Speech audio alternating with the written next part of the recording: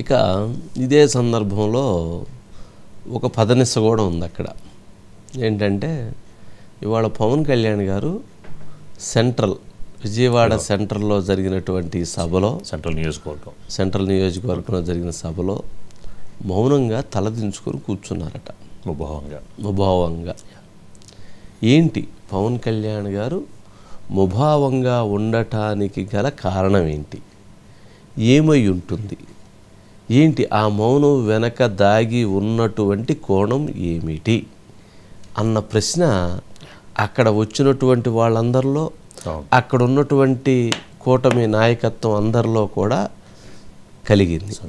అలాగే మీడియా కూడా దాన్ని గమనిస్తుంది కదా, అందరికీ ఆ అనుమానం కలిగింది. ఏంటి, ఏమై ఉంటుంది? అలిగారా? అసంతృప్తిగా ఉన్నారా? ఆవేదనతో ఉన్నారా? బాధలో ఉన్నారా? కోపంతో ఉన్నారా? ఏంటి ఏమై ఉంటుంది? అనారోగ్య కారణాలు ఏమైనా ఉన్నాయా? ఇంకా ఇబ్బందిగా ఉన్నారా? జ్వరంతో బాధపడుతున్నారా? ఏమై ఉంటుంది అన్న చర్చ చాలా ఆసక్తిగా జరిగింది. ఇక్కడే పాయింట్ ఏంటంటే ఆయన కొంత ఆవేదనతో ఉన్నారు అన్న అనుమానం కలుగుతుంది. ఆవేదన మీన్స్ అంటే ఏంటి? ఇటీవల సెంట్రల్ నియోజకవర్గ ఎమ్మెల్యే బోండా ఉమామేశ్వరరావు గారు అసెంబ్లీలో మాట్లాడినటువంటి సందర్భంలో పరోక్షంగా పవన్ కళ్యాణ్ గారిని గిచ్చినట్లుగా మాట్లాడారు. గిచ్చటం అంటే కొన్ని అంశాలని ఆయన పేరును ప్రస్తావిస్తూ వేరే వాళ్ళ మీద గన్ను పెట్టి ఫైర్ చేశారన్న అభిప్రాయం కలిగింది.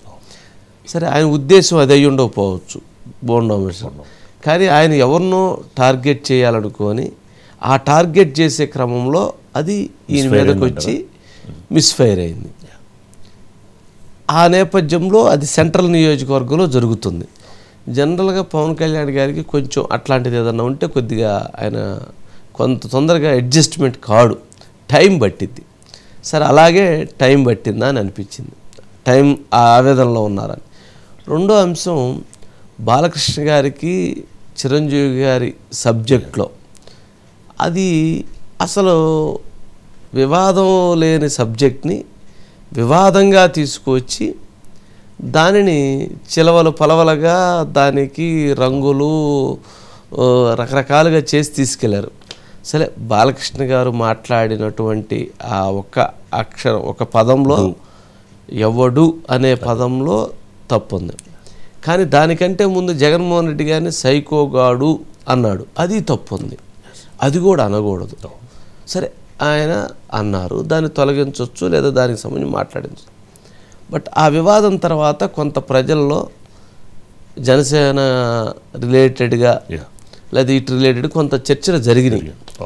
ఆ జరిగినటువంటి నేపథ్యంలో అది పవన్ కళ్యాణ్ గారు మాట్లాడలేదు, మాట్లాడాలి కదా, ఆయన అరవాలి కదా, ఆయన కోప్పడాలి కదా అనేటువంటి కొన్ని వర్షన్స్ కూడా నడిచినాయి. ఆ నేపథ్యంలో ఆయన కొంత ఆ అంశాలని ఈ అంశాలని దృష్టిలో పెట్టుకొని కొంత మౌనం పాటిస్తే అది మంచిగా ఉంటుంది అన్న ఉద్దేశంతో ఆయన తన మౌనాన్ని అక్కడ తెలియజేసి, మీరే కాదు ఆవేదనలో ఉంది, నేను కూడా ఆవేదనలోనే ఉన్నాను అని చెప్పకుండా చెప్పినట్లుగా భావించాలేమో అని అనిపించింది నాకు.